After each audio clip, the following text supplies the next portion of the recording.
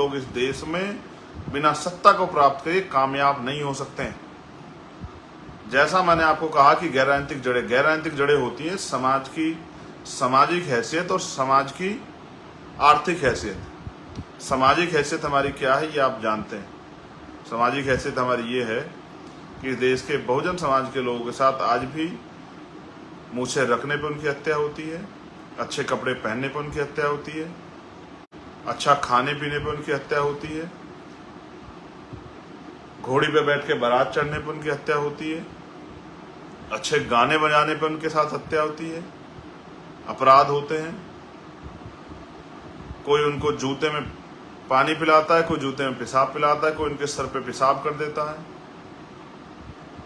कोई उनको और तमाम तरह की अपमानित करने के जो हैं प्रयास करता है। कहीं हत्या कर दी जाती है, मार के लटका दिया जाता है, कहीं हत्या करके टुकड़े कर दिए जाते हैं, कहीं रेप होता है छोटी छोटी बच्चियों का, कहीं और तमाम तरह की चीजें होती हैं। सामूहिक बहिष्कार किया जाता है, कहीं जुर्माना लगाया जाता है, कहीं पेड़ में बांध के यातनाएं दी जाती हैं। तो ये हमारी सामाजिक हैसियत है। इस देश के आज़ादी के 75 साल बाद भी ये इस देश में हमारी सामाजिक हैसियत है। आप सोचो जब काशीराम साहब आंदोलन चला रहे तब हमारी सामाजिक हैसियत और कितनी कमजोर रही होगी। फिर आर्थिक मजबूती की बात कर लेता हूँ, आर्थिक मुक्ति की बात कर लेता हूँ, आर्थिक हैसियत की बात कर लेता हूँ। तो आर्थिक हैसियत ये है कि देश के विभिन्न कोने में आप जाओगे, भारत के अंदर 2% सरकारी सेक्टर है, उसमें 22.5% आरक्षण हमें है, 27% आरक्षण पिछड़े वर्ग के लोगों को, वो भी जो है पूरा नहीं किया जाता। उसका उदाहरण भी मैं आपको दूंगा। ये हमारी आर्थिक हैसियत है कि इन 2% हमारे समाज को, हमारा 1% समाज भी कामयाब नहीं हुआ। उस 1% समाज जो सरकारी नौकरी में गया, उस 1% समाज ने अपने बच्चों को अच्छा पढ़ाया लिखाया, किसी को बिजनेस करने के लिए, किसी को आर्टिस्ट बनाने के लिए, किसी को पत्रकार बनाने के लिए, किसी को हिस्टोरिकल बनाने के लिए उसने अच्छी पढ़ाई करवाई। तो हमारा 7, 8, 9, 10% समाज तैयार हुआ है। बाकी 90% दलित समाज की स्थिति चूंकि तू है, और ऐसी स्थिति 80% पिछड़े वर्ग के लोगों की है। आप अपने गांव बस्ती में जाकर देखना, पाल समाज के लोगों को, प्रजापति समाज के लोगों को, सैन समाज के लोगों को, कश्यप समाज के लोगों को, निषाद समाज के लोगों को और जो अन्य पिछड़ी जातियां हैं, उनके घर परिवार, उनके काम धाम, उनके रोजगार देखना, वो बहुत सक्षम इस देश में नहीं। आप 80%, 85% चमार समाज के लोगों को, पासी समाज के लोगों को, धोबी समाज के लोगों को, कोरी समाज के लोगों को, खटीक समाज के लोगों को, कभी उनके गांव में, उनकी बस्तियों में मुसार समाज के लोगों को जाकर, अलग अलग जातियों से हम लोग हैं, जातियों से हम लोगों को पहचान मिलती है। कहीं हमको डूम कहा जाता है, कहीं हमको डूमड़े कहा जाता है, कहीं हमको मुसार कहा जाता है, कहीं हमको मांझी कहा जाता है। इतने सरनेमों में हम लोग बटे हुए हैं। लेकिन हमारी आर्थिक स्थिति यह है कि एक सरकारी आंकड़ा कहता है कि 54% दलितों पे 1 गज जमीन नहीं, और जिन पे 1 गज जमीन नहीं, उनकी आर्थिक स्थिति क्या होगी आप जानते। जिस समाज का 80% हिस्सा सुबह मेहनत मजदूरी पे जाता है और कुछ कमा के लाता है, तब उनके घर में चूल्हा जलता है, उनकी आर्थिक स्थिति क्या होगी ये आपको समझना चाहिए।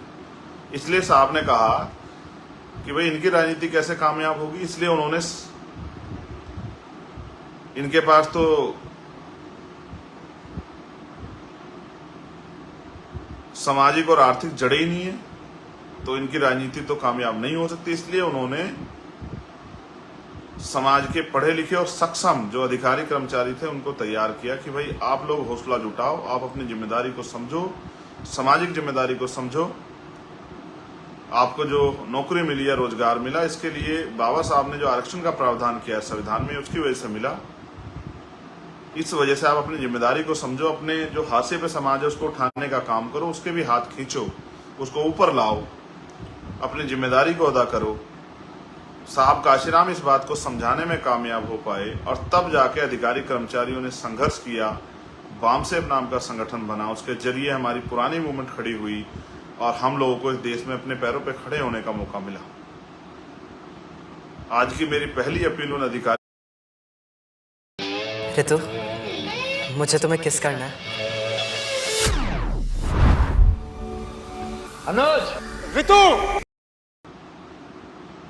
आज की मेरी पहली अपील उन अधिकारी कर्मचारियों से है जो सक्षम है कि आज चारों तरफ अन्याय अत्याचार हो रहा है। हमारे जो अधिकार बाबा साहब अम्बेडकर देके गए हैं, अगर हम उनके सच्चे सपूत हैं तो आज हमें बैठ के अपने घर में आकलन करना चाहिए कि हमारे व्यक्तिगत परिवार के साथ साथ भी ये समाज भी हमारा परिवार है। इस समाज की क्या स्थिति हो रही है, कैसे सुधरेगी, और जो आज की सत्ता ने हालात किए, क्या भविष्य में हम पे कुछ अवसर और अधिकार रह पाएंगे या हमारा जीवन जानवर से भी बुरा जीवन इस देश में हो जाएगा।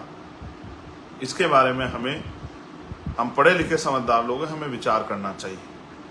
मैं बार बार कहता हूं, आंदोलन कोई भी शुरू कर सकता है, चंद्रशेखर भी शुरू कर सकता है, कोई अन्य भी शुरू कर सकता है, विनयतन सिंह भी शुरू कर सकता है, कमल वालिया भी शुरू कर सकता है, हिमांशु वाल्मीकि भी शुरू कर सकता है, रविंद्र भाटी भी शुरू कर सकते हैं, अनिल धेरवाल भी शुरू कर सकते हैं, निजाम चौधरी भी शुरू कर सकते हैं, सतपाल चौधरी भी शुरू कर सकते हैं, नरेंद्र भिखुराम जैन भी शुरू कर सकते हैं, सुनील चित्तौड़, आंदोलन कोई भी शुरू कर सकता है, राजेंद्र यादव भी शुरू कर सकते हैं।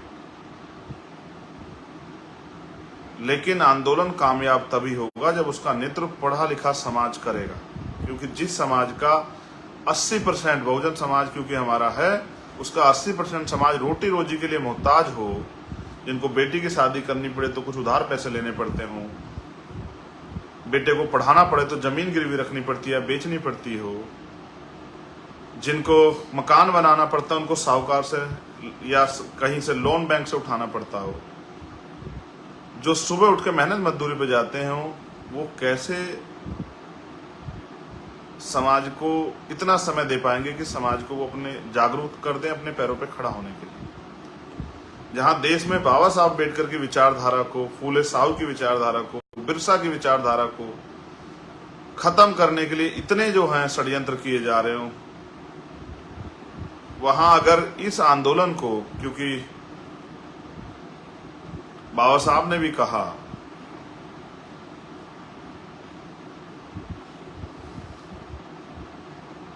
कि जिस विचारधारा का प्रचार प्रसार नहीं होता, जिस व्यक्ति का प्रचार प्रसार नहीं होता, वो व्यक्ति भी मर जाता, विचारधारा भी खत्म हो जाती। इसलिए मैं अपने पढ़े लिखे समाज से अपील करूंगा, स्पेशली नौजवान तबके से। मेरे एक साथी ने मुझको इसके लिए लिखा भी कि आपको नौजवान लोग बहुत मानते हैं, आप नौजवान भाई से अपील करो कि वो जहां भी नौकरी करते हैं अपने आसपास हमारी बस्तियों को खोज के, जो कि सरकार तो सारे सरकारी स्कूल बंद कर रही है, वो बच्चों को पढ़ाना शुरू करें। जो भीम आर्मी ने सबसे पहले जिम्मेदारी उठाई थी पाठशाला खोलने की, वो पाठशाला खोलने काम करें। वो हफ्ते में अगर रोज नहीं जा सकते, हफ्ते में 2 दिन जाएं, अपने सामाजिक परिवार को का भी ख्याल रखें, ये मेरी उनसे अपील है। और वो आंदोलन के साथ भी जुड़ें। जिस तरह से जो लोग शासक वर्ग आज हैं, उनका एक एक व्यक्ति जो है मूवमेंट का, उनकी मूवमेंट का काम करता है, हमारे लोगों को भी हमारी मूवमेंट का काम करना चाहिए, अपने महापुरुषों के रास्ते पे चलना चाहिए। मैं ये नहीं कहता, कभी नहीं कहता सब मेरे पीछे आके खड़े हो जाओ, मैं बिल्कुल नहीं कहता। मैं तो आपके सामने बात रख रहा हूं कि जो बेहतर काम कर रहा हो उसके हाथों को आप मजबूत कर दो। आप जहां हो अपने स्तर पे काम कर लो, लेकिन करते रहो, क्योंकि अगर आप ये महापुरुषों की विचारधारा का प्रचार प्रसार नहीं करोगे तो दुश्मन तो इसका प्रचार प्रसार करने से रहा। मैं उस एक एक कार्यकर्ता का जो वहां 40-42 डिग्री टेम्परेचर में बैठा हुआ था, मैं कितना ऋणी हूं। आपने मेरे अंदर दोबारा से मुझे जिंदा दिल बना दिया, क्योंकि जब ये घटना हुई, एक बार को तकलीफ हुई, मैं जब महसूस करता था तो मुझे याद आती थी, और मैं समझता था कि जब मैंने 2017 में भी मेरे साथ ये हुआ, तब आपने बड़ी संख्या में आकर मेरा हौसला बढ़ाया था। लेकिन कल मुझे भरोसा था, जिसने मुझसे पूछा मैंने उसे कहा था कि मेरा बहुजन समाज आएगा और वो दिल्ली को ये बताएगा कि चंद्रशेखर अकेला नहीं है, भीम आर्मी कमजोर नहीं है, आजाद समाज पार्टी कमजोर नहीं है। हर दिन लाखों के कैश 2 मिनट में विड्रॉल और 0 फ्रॉड की गारंटी। आर्मी कमजोर नहीं है, आजाद समाज पार्टी कमजोर नहीं है। मैंने आपसे अपील भी की थी कि आप भूखे आना, प्यासे आना, कैसे भी करके आना, ट्रेन से आना, पैदल आना, साइकिल पे, लेकिन आना जरूर। आपने कल ऐतिहासिक आंदोलन किया। आपके आंदोलन के आगे बहुत सारे तमाम पार्टियों के दिग्गज नेता वो भी बेचारे शामिल होने के लिए आए, उनका भी बहुत बहुत धन्यवाद। उन्होंने आपके आंदोलन को समर्थन दिया। कोई कमजोर को समर्थन नहीं देता, आप ताकतवर हैं इसलिए उन्होंने आपको समर्थन दिया, वरना इस देश में गोलियां तो रोज चलती हैं, लाशें तो रोज बिछती हैं, रेप हत्याएं तो रोज होती हैं। अगर आपके साथ जुल्म हुआ तो इस बात का आपकी शक्ति का लोगों को एहसास है। आपको लोग गुमराह करने के लिए बहुत सब तमाम तरह की बातें बताएंगे, बहुत तमाम तरह की चीजें बताएंगे, तमाम तरह के झूठे वो करेंगे। जो कल तक हमें गालियां दे के नीचा दिखाते थे बेचारे, उनको भी वो भी तमाम तरह का प्रयास करेंगे। लेकिन मैं जानता हूं आप इस बात को मानते, कभी भी भीम आर्मी के सैनिकों ने किसी भी चीज की परवाह नहीं की। हमेशा हमें नुकसान भी होता है। एक नुकसान की खबर भी मेरी उनके परिवार से बात हुई। बहुत जल्द मैं उनके परिवार के बीच में पहुंचूंगा, भाई गोलू वाल्मीकि के परिवार से मिलने के लिए। मुझे तकलीफ होती है और मैं आपको बार बार कहता हूं कि मैंने आज भी अपने साथियों को ये बात कही अम्बेडकर भवन में कि आज जो अन्याय हो रहा है कहीं ना कहीं उसकी जिम्मेदारी ये समाज है, हम सब लोग हैं। क्योंकि आज हमारे पास शक्ति है इस अन्याय को रोकने की, अपनी ताकत बनाने की, अपने पैरों पर खड़े होने की, और हम चुप हैं, इस काम को नहीं कर रहे हैं, लोगों को जागरूक नहीं बना रहे हैं। तो कहीं ना कहीं हम जिम्मेदार हैं। हमारे लोगों को,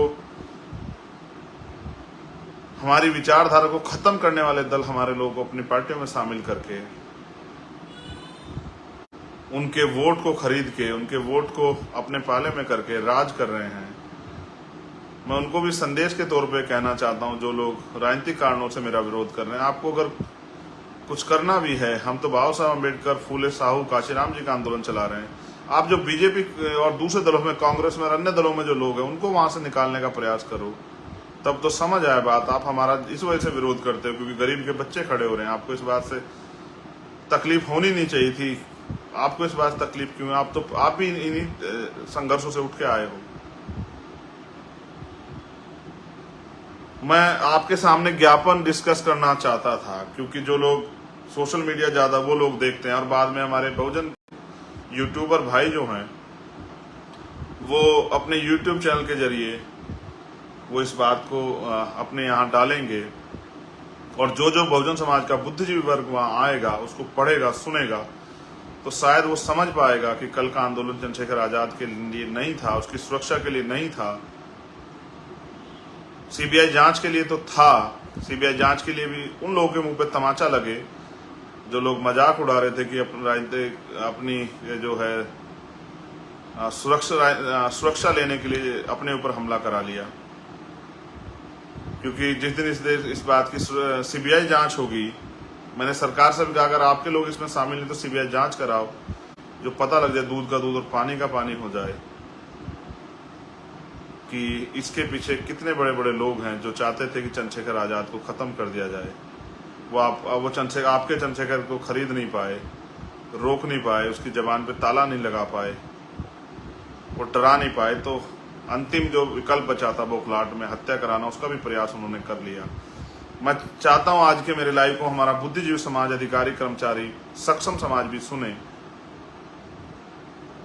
यूट्यूब चैनल के जरिए, इस लाइव के जरिए, और वो आकलन करें कि हमारी जो मांगे थी वो समाज के हित की मांगे थी या किसी व्यक्ति विशेष की मांगे थी।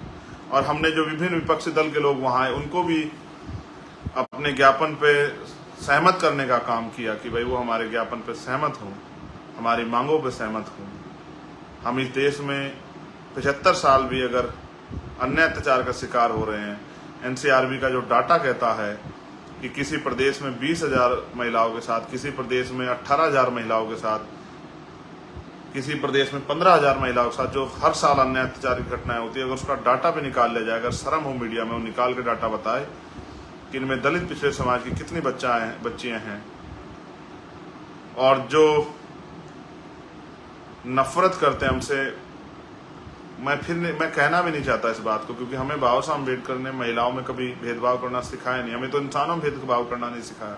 छोड़ो, मैं इस बात को भी नहीं कहता, लेकिन क्या हमारी बच्चों के नसीब में लिखा हुआ है कि उनको पैदा होने के बाद, बड़े होने के बाद, जिनको हम इतने लाड प्यार से पालते हैं, जिनको हम पलकों पे रखते हैं, नाजों में पालते हैं, उनको अन्याय अत्याचार सहना पड़े। मैं समाज की हर एक बहन बेटी को जो दुनिया में कहीं रहती है, मैं उनको अपना परिवार मानता हूँ। अगर उनके साथ अन्याय होता है तो मेरा कलेजा छलनी हो जाता है। जो लोग मजाक उड़ाते हैं ये कह के, हमारे साथी कहते हैं आप इस पर जवाब मत दिया करो। खेलते तो सब फर्स्ट प्राइज के लिए ही है, पर जीतता कोई एक ही है। मैंने थर्ड प्राइज जीता, जो कि हमारे साथी कहते हैं आप इस पर जवाब मत दिया करो, आप ये मत किया करो, लेकिन क्योंकि मैं जहाँ से उठ के आया हूँ एक गांव से, मेरे पिताजी प्राइमरी स्कूल के हेडमास्टर थे। मैं जिस जगह से निकल के आया हूँ, जिस गरीबी से निकल के मैं बाहर आया हूँ, और मैंने दर्द देखा है, तो जो लोग ये कहते हैं अपने राजनीतिक स्वार्थ में कि हम किसी के आगे गिड़गिड़ाए और ये सब चीजें, आप भीम आर्मी के जोश जुनून को जानते नहीं। मेरा सारा दर्द इस समाज के लिए है, बहुजन समाज के लिए। अगर मुझे व्यक्तिगत कोई लालसा होती तो बहुत दल थे इस देश में, अगर आपने रास्ता बंद कर दिया था तो मैं उन दलों को ज्वाइन करके एमपी एमएलए बन जाता। मैंने बाबा साहब अम्बेडकर, काशीराम साहब के मूवमेंट को ना मिटने देने की कसम खाई है, संकल्प लिया है। और मैंने नहीं, हमारे एक एक कार्यकर्ता ने भीम आर्मी के, आप उनको, क्योंकि वो बहुत सारे कार्यकर्ता जो नहीं जुड़े हैं वो समझदार नहीं, आप अपनी बातें लिख के उनको गुमराह कर लेते हो। फिर उन्हें कुछ दिनों बाद एहसास हो जाता है कि हमें हमारी लड़ाई से रोका जा रहा है, हमें पंगु पिछलग्गू बनाया जा रहा है। फिर वो आके भीम आर्मी के साथ खड़े जाते हैं, क्योंकि मैंने भीम आर्मी के साथियों को स्वाभिमान से समझौता करना नहीं सिखाया, और मैंने उनको एक एक पल ये सिखाया कि वो समाज के लिए ईमानदार रहें। मैंने जो ज्ञापन वहां दिया था, मैं उस ज्ञापन को इसलिए आपके आगे पढ़ना चाहता हूँ क्योंकि हमारा बुद्धिजीवी समाज आकलन करे, अपने नेताओं का भी आकलन करे, जिनको वोट दे के आपने दलित पिछड़े वर्ग के नेताओं को ताकतवर बनाया, उनका भी आकलन करें। हमारी पहली मांग ये थी, और ये मांग इसलिए थी कि मैंने चर्चा की एक साथी से, तो मुझे पता लगा कि HJS के जरिए जो उत्तर प्रदेश में भर्ती होती है उसमें पिछले 10 साल में एक भी हमारा जज नहीं बना, जबकि हमें 22.5% आरक्षण है और पिछड़े वर्ग को 27% आरक्षण है। फिर भी 50 बच्चे पिछड़े वर्ग के पिछले 10 साल में जज नहीं बने, और एक बच्चा शेड्यूल कास्ट का जज नहीं बना, क्योंकि ताकतवर लोगों ने, जिनकी सरकार है, उन्होंने एक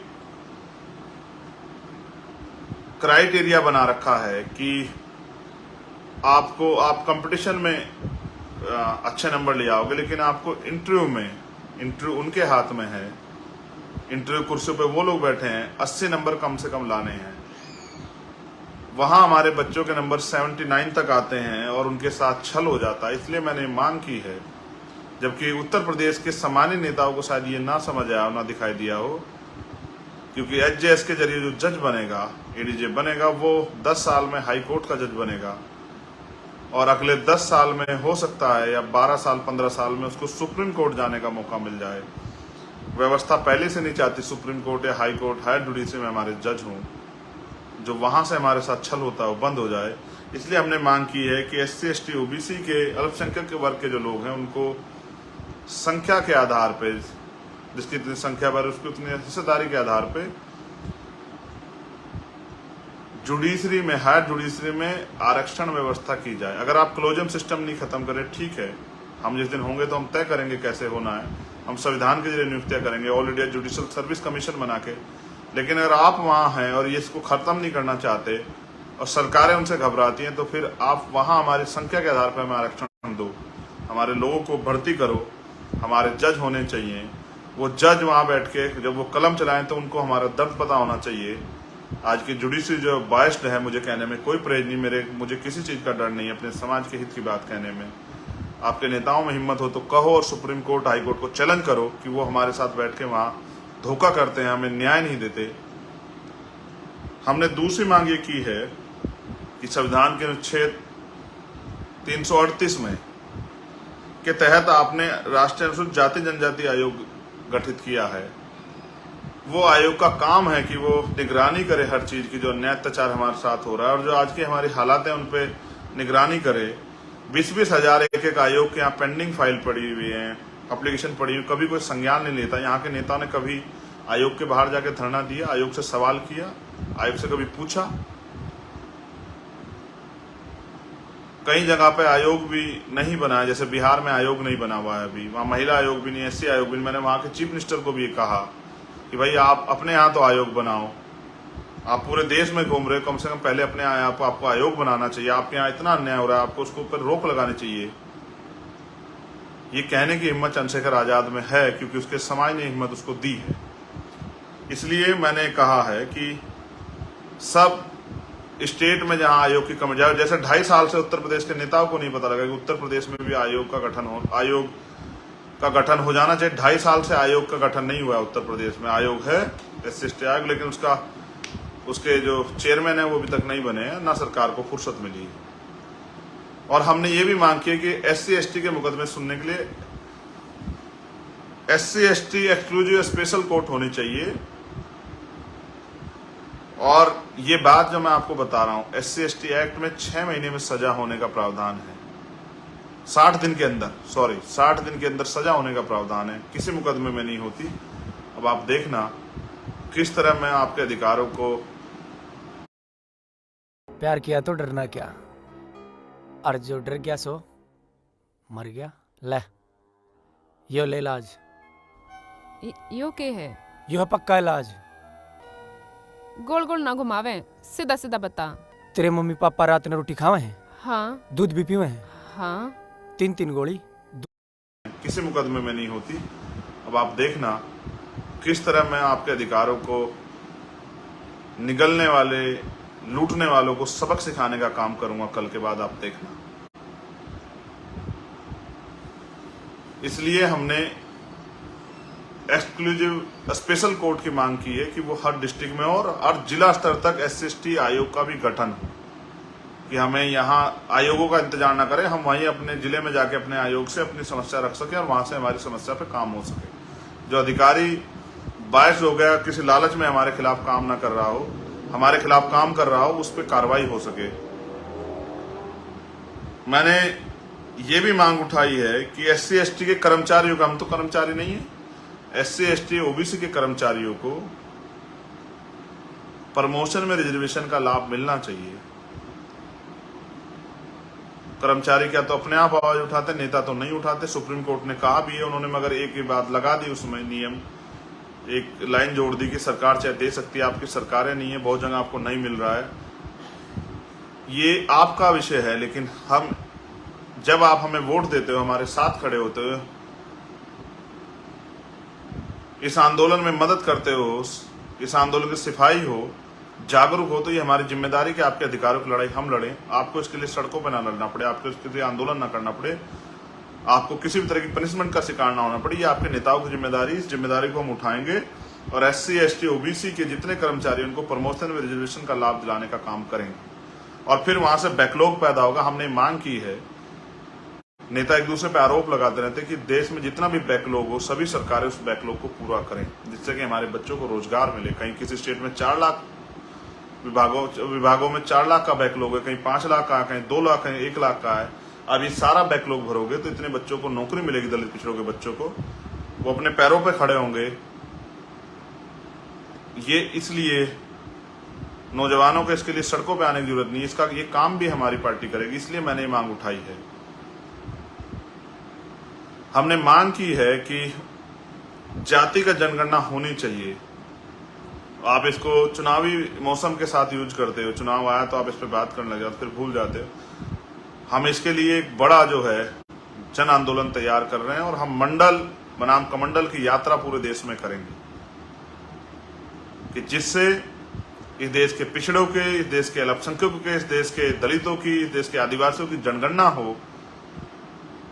SC/ST की तो होती थी, 21 में उन सरकार अभी बात नहीं करे, नेताओं ने कभी सवाल नहीं किया, कोई मोर्चा नहीं निकाला, कोई डिबेट नहीं की।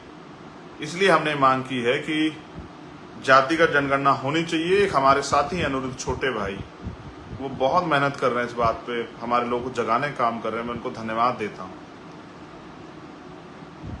और उन सब साथियों को धन्यवाद देता हूं जो कहीं ना कहीं, चाहे वो लोकेंद्र गुर्जर हो या कोई भी साथी हो जो इस काम को कर रहा है, चाहे वो लक्ष्मण यादव हो, मैं उन सबको धन्यवाद देता हूं।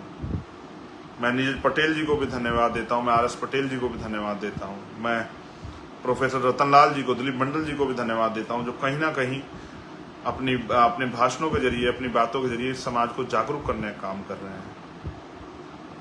एक हमारी बहन है दीदी निर्देश में, उनको भी धन्यवाद देता हूँ।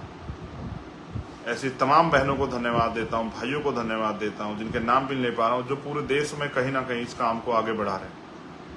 हमारे भाई हैं संदीप बोध, वो भी इस काम को कर रहे हैं, समाज को जगाने का काम। मैं उन सब का धन्यवाद देता हूँ कि वो बहुत महत्वपूर्ण काम कर रहे हैं। महापुरुषों की कृपा उन पे बनी रहे, वो इस काम को और तेजी से आगे बढ़ाते रहे। हमारी मांग है कि जितनी संख्या बढ़े उसकी उतनी हिस्सेदारी, इस पैमाने के साथ, इस अनुपात में संख्या के आधार पर आरक्षण का फॉर्मूला देश में लागू हो।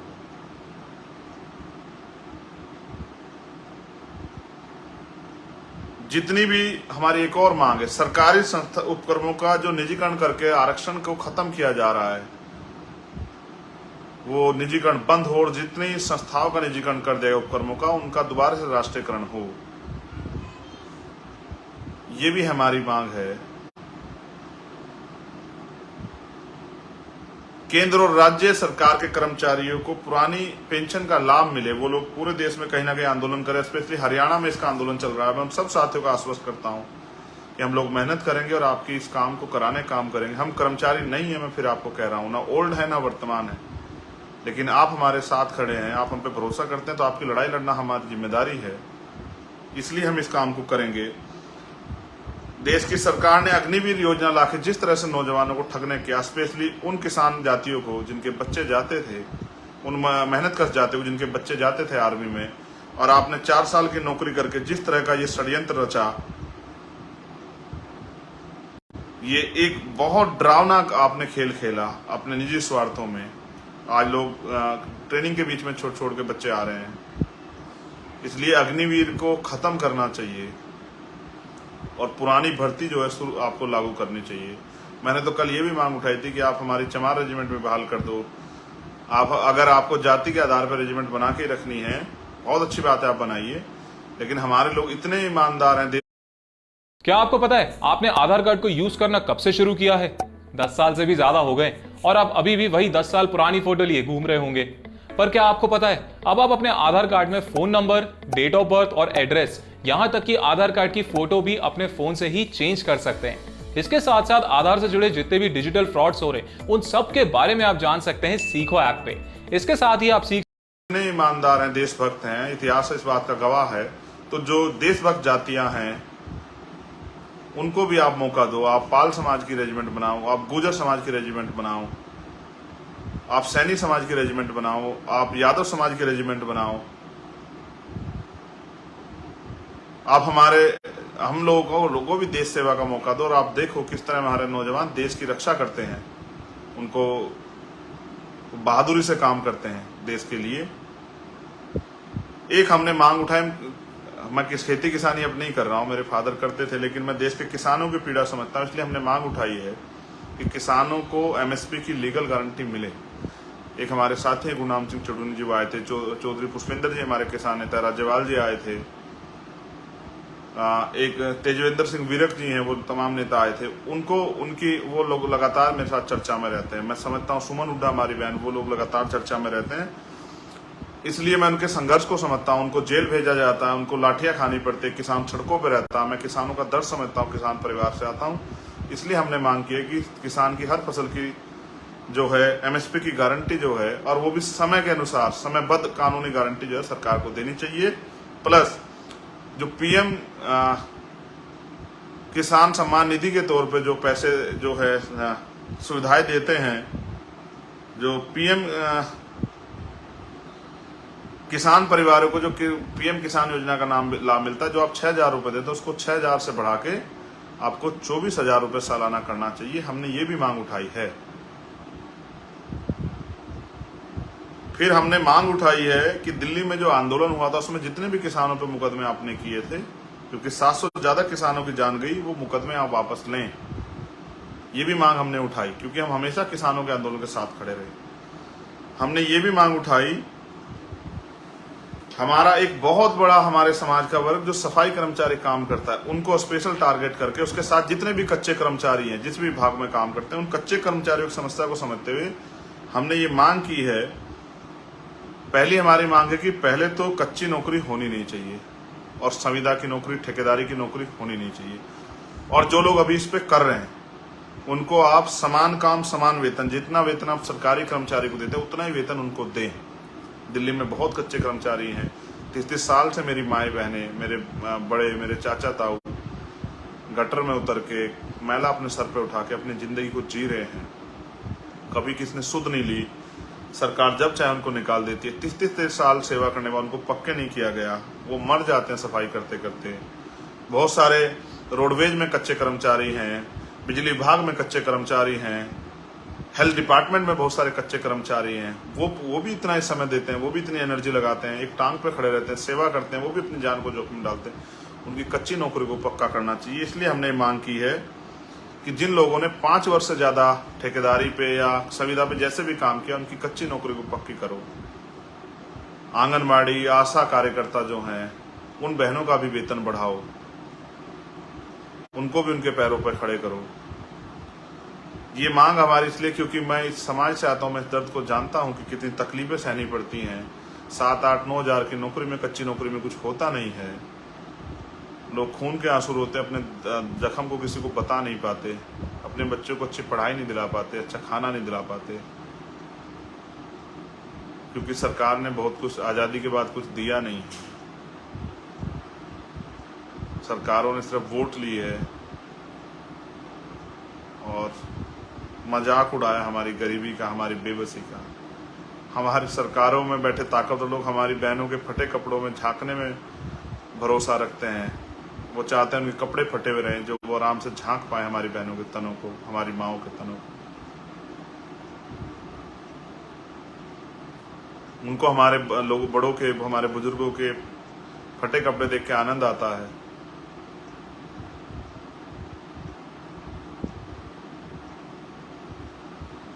हमने मांग की है कि सरकार यूनिफॉर्म्स, पहले सीए लेके आई, सीएन फिर एनआरसी, हमने उसका भी जबरदस्त करके अपोज उसको किया। सरकार उसका षड्यंत्र बताया, सच बताया कि सरकार का उसके पीछे तर्क क्या था। सरकार ने बहुत झूठ बोले, लेकिन हमने संवैधानिक रूप से उनका तर्क दिया कि जो भारत में नागरिक है इस देश का, आप कानून के आधार पर किसी के साथ भेदभाव नहीं कर सकते हैं। जो आज़ादी के बाद और जिस दिन से देश आज़ाद हुआ तब से जो इस देश में है, उनके साथ किसी भी तरह का जाति के आधार पर, धर्म के आधार पर भेदभाव नहीं कर, लेकिन फिर भी हमें सहना पड़ता है। इसलिए हमने उस समय भी इसको अपोज किया।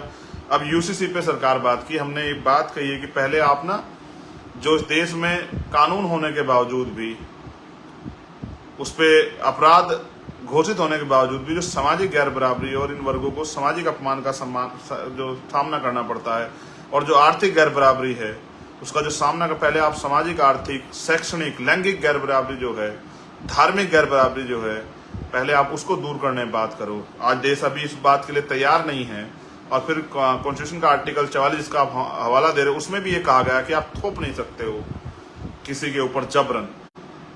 और फिर भी हमने कहा कि अगर आप इसमें मुसलमान, जैन, सिख, बौद्ध, ईसाई, आदिवासियों के हितों के पे कुठाराघात करोगे, उन ये नैना जी हैं, दिल्ली से आई हैं। आप लोगों से कुछ पूछेंगी तो आप सब बता दीजिएगा। जानना चाहती हूँ कि आपके हस्बैंड के कुठाराघात करोगे, उन पे हमला करोगे, तो फिर हम इसको अपोज करेंगे, हर कीमत पे अपोज करेंगे। ये बात भी हमने सरकार को बताई।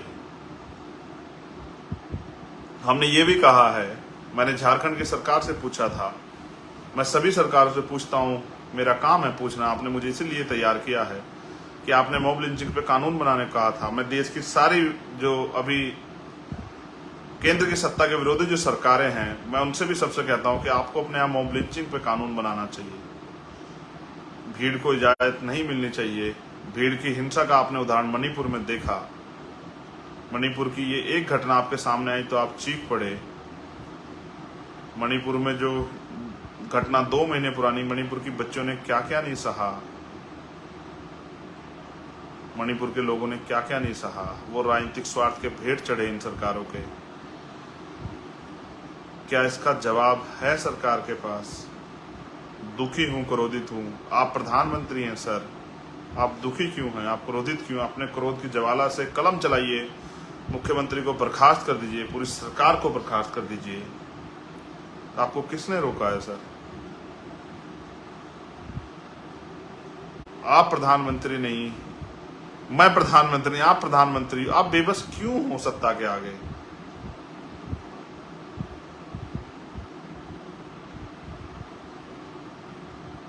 हमें तो आदत है, हमने फूलन देवी जैसी अपनी बहनों का हश्र देखा माओ का। हमें तो आदत है ये अन्याय सहने की। हम इस अन्याय के खिलाफ लड़ भी रहे हैं, लेकिन देखो ये सच कितना डरावना है। ये आपके रूह जिस्म सबको झकझोर देता है जब ये अन्याय होता है। इसका जवाब नहीं है आपके पास, आप दे भी नहीं सकते, सत्ता में बैठे लोग दे भी नहीं सकते। और मैं ये सवाल मेरा सब सत्ताओं से है कि जब आपकी सरकारों में 10-10, 20-20 हजार महिलाओं के साथ अन्याय होता है हर साल, तो आप कुर्सी पे बैठ कैसे जाते हो? आपको तकलीफ क्यों नहीं होती? आप खाना आपको हजम कैसे हो जाता है? आपके आंखें क्यों नहीं रोती? जब चंद्रशेखर आजाद की रोती हैं तो आपकी क्यों नहीं रोती? आप जालिम को क्यों प्रोटेक्ट करते हो? आप अपराधी को क्यों प्रोटेक्ट करते हो? इसलिए प्रोटेक्ट करते हो कल किसी और बच्ची का चीरहरण करे, उसका रेप करे, उसकी हत्या करे, उसको जला दे। इसीलिए मैं उस दिन भावुक हुआ टीवी पे, जिसपे हमारे राजनीतिक विरोधी मजाक उड़ाते हैं, कि मुझे पता था अगर सरकार नहीं बदली जो 5 साल अन्याय होगा वो बड़े बड़े नेताओं को नहीं सहना पड़ेगा, मेरी बच्चों को, मेरी बहनों को, माओं को, बुजुर्गों को, मेरे भाइयों को सहना पड़ेगा। और हम सह रहे हैं। ये तो हम तक भी आग चली आई है कि हम पे भी गोलियों से जो है हमें भूनने की तैयारी की जा रही है।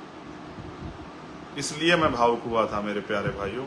मेरी भावुकता व्यक्तिगत नहीं है, अपने निजी स्वार्थ के लिए नहीं है, और मेरे लोग इस बात को जानते हैं। और जो राजनीतिक कारण विरोधी हैं वो भी इस बात को जानते हैं, उनके साथ अन्याय होगा तो उनकी सबसे पहली अगर नज़र किसी पे जाएगी तो वो भीम आर्मी पे होगी, भीम आर्मी के कार्यकर्ता चंद्रशेखर आजाद पे होगी, भीम आर्मी के एक सिपाही पे होगी। और उसके बाद हमने 12वीं, आप जानते हैं जब आप किताब पढ़ते हैं उसका आखिरी पन्ना कितने दिनों बाद पढ़ते हैं, हमने आखिरी मांग उसमें रखी, क्योंकि आप बहुत सारे लोगों को लगता था कि ये मजाक है, व्यक्ति के जीवन की वैल्यू होती है। मेरे लोगों ने मुझे अपने खून से सींच के यहाँ तक लेके आए हैं, मुझे पहचान दी है, वो मेरी एक बात पे खड़े होते हैं। कल मैंने देखा कि किस तरह से वहाँ क्या हालात थे, मैं उनसे अपील कर रहा था बैठ जाओ, लेकिन मैं जानता था एक की जगह पे 10-10 लोग खड़े, वो कैसे बैठ जाते। वहाँ जो नेता स्टेज बैठे थे उनको चक्कर आ रहे थे, कोई उल्टी कर रहा था, कोई जूस पी रहा था, कोई ग्लूकोज पी रहा था, कोई इधर भाग रहा था, कोई उधर भाग रहा था, कोई सर पे कपड़ा रख रहा था। आप मुझे छाव देने की वो कर रहे, मेरे ऊपर महापुरुषों की, संतों, गुरुओं की, माओ बहनों की, प्रकृति का बड़ा आशीर्वाद है।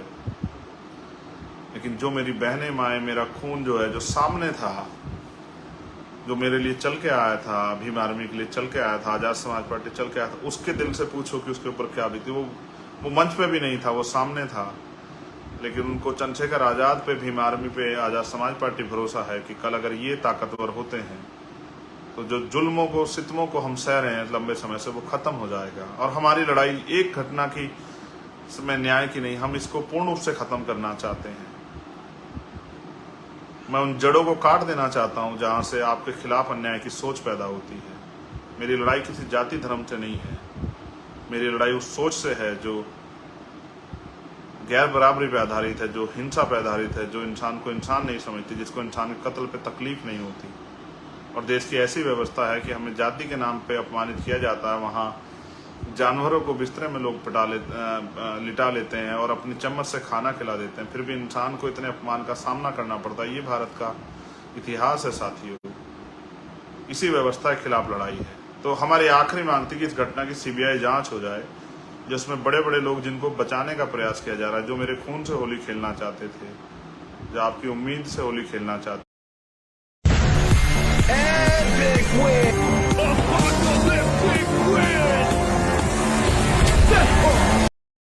जो आपकी उम्मीद से होली खेलना चाहते थे, जो आपके भाई को निपटा देना चाहते थे, उनके चेहरे बेनकाब हो जाएं। इसलिए मैंने अपील की कि सीबीआई जांच हो। और सुरक्षा की बात रही, सुरक्षा तो हमारे हर नेता को मिलनी चाहिए। बीजेपी के लोग जिनकी सरकार है या अन्य पार्टी लोग जिनकी सरकार है, जब उनको सुरक्षा मिलती है तो हम भी तो इस देश में लोकतंत्र का हिस्सा, हम भी तो टैक्स देते हैं। ये टैक्स हम हमारे खून पसीने कमाई का, हमारे समाज की आबादी 85% है बहुजन समाज की, उनको क्यों नहीं जो है सुरक्षा मिलनी चाहिए? जब इस यहाँ राजनीतिक दलों के आखिरी विधायक और जिला अध्यक्ष तक को सुरक्षा मिली है, तो बहुजनों के नेता क्यों सुरक्षा मिलनी चाहिए? उनकी जान से खेलने की छूट क्यों मिलनी चाहिए मनुवादियों को?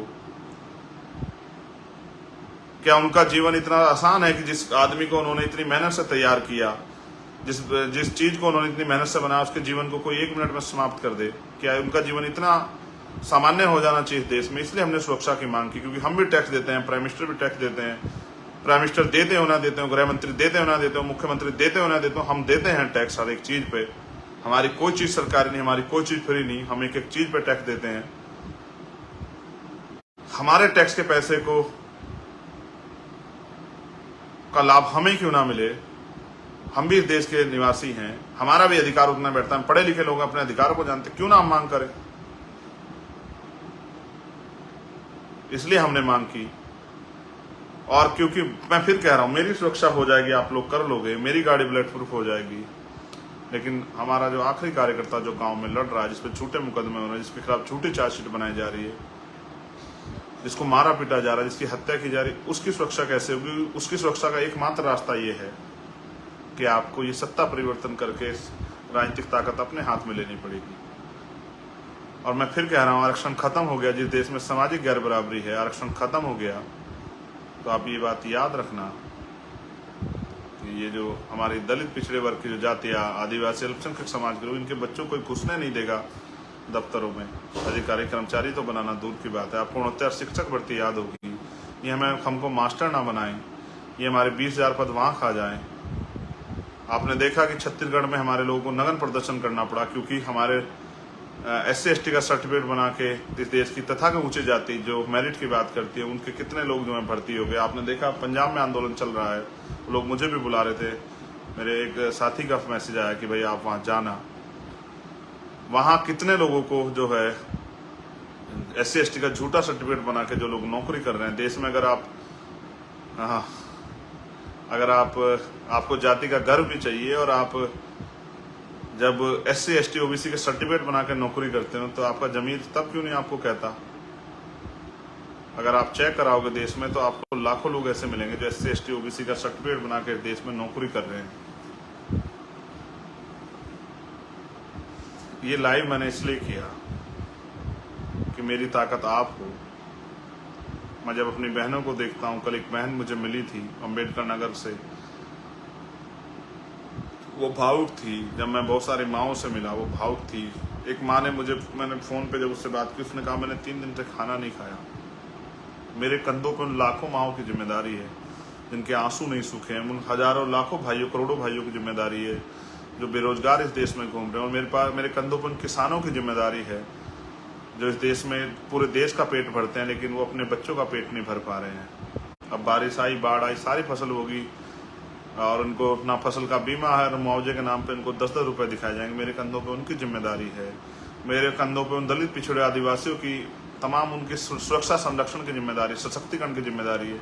उनके साथ जुर्म जाती हो रही है। मेरे कंधों पे मणिपुर की बहनों के भी सम्मान की, भाइयों के सम्मान की भी आवाज उठाने की जिम्मेदारी है। हर शोषित की आवाज उठाने की जिम्मेदारी मेरे कंधों पे है। मैंने इसलिए आंदोलन बुलाया था जंतर मंतर में। मैं इसको रामलीला मैदान में ही बुलाता, मुझे पता था आप उसको भी भर दोगे, लेकिन मैंने इसलिए बुलाया क्योंकि 21 मई को भी आपने 2017 मुझे वहां की ताकत दी। और फिर वहां एक घटना घटी जिसने मुझे झकझोर दिया।